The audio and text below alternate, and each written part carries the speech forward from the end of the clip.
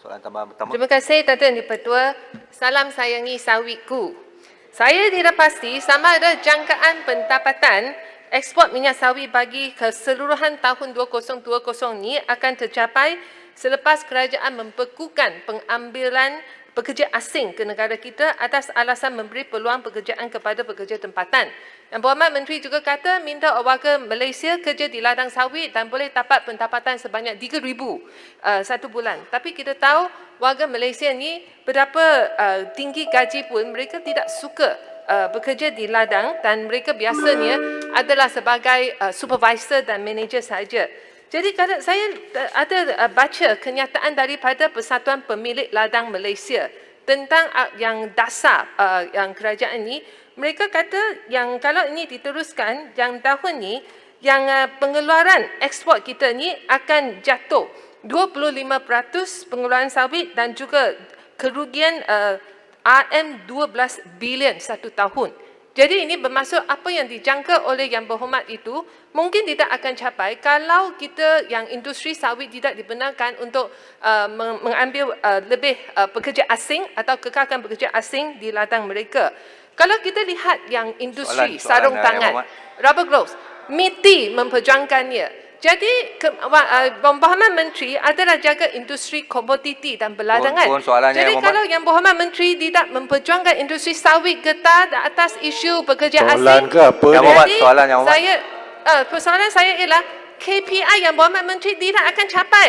Kerana dia hanya yang dengar arahan daripada KDN. Menteri Dalam Negeri soalan ke lecture hanya berminat macam mana menjatuhkan Pakatan Harapan, Kerajaan Pakatan Harapan dan menyusahkan pemimpin Pakatan Harapan. Dan dia tidak tahu soalan You bukan menteri. industri berladangan sawit. Jadi saya hanya bimbang you bukan menteri. Saya silakan Yang Berhormat Menteri untuk menjawab. Tak makan ubat lah. Dah, dia ingat dia menteri kali. Tolong. Terima kasih Tuan Speaker dan terima kasih kerana Tuan Speaker membenarkan Silakan. Yang Berhormat Seputih untuk berucap panjang dan saya mengalak-alurkan semangat daripada Seputih.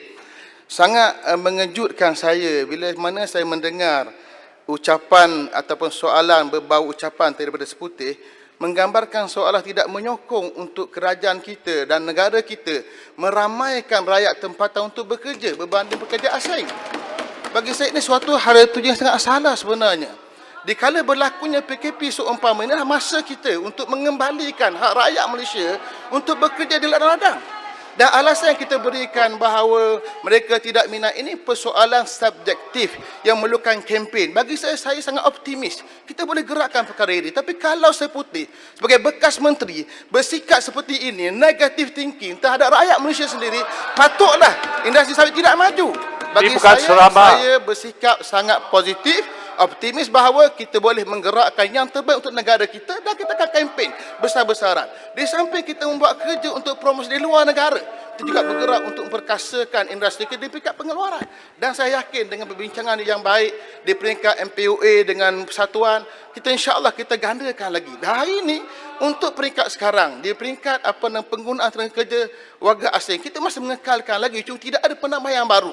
Dan saya minta dengan MPOA khususnya pemain industri untuk secara berperingkat 20%, 20%, 20% untuk bergerak ke arah meramaikan warga tempatan dalam industri ini. Saya yakin apa yang saya sebutkan tadi akan tercapai dengan kerja sungguh semua pihak, pemain industri dan juga warga kementerian, insya-Allah. Terima kasih. Terima kasih Yang Berhormat Menteri.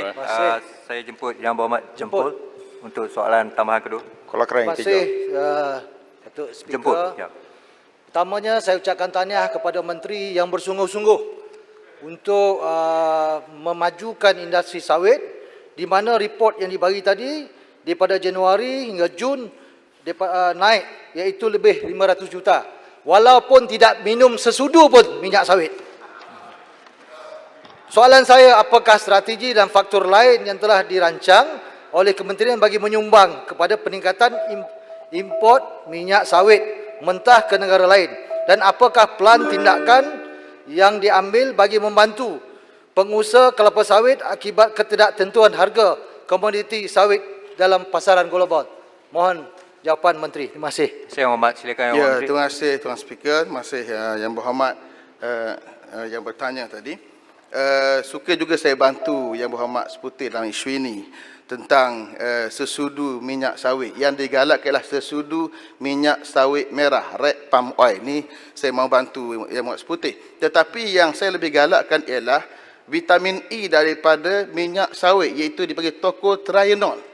Ini yang patut diambil oleh rakyat Malaysia. Tocotrienol itu vitamin E daripada minyak sawit, dan saya ada edarkan secara percuma kepada semua ahli parlimen. Ini untuk kesihatan. Itu dia.